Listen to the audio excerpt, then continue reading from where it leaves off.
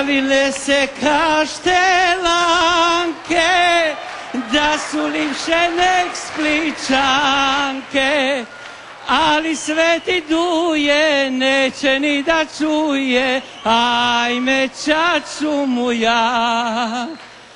Ali Sveti Duje neće ni da čuje, ajme čaču mu ja. Ovo su mudante iz Europske unije.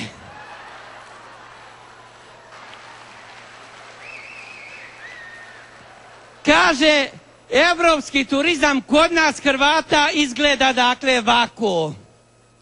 Imamo švedski stol, francuski ležaj i poljski WC. Domaće je domaće.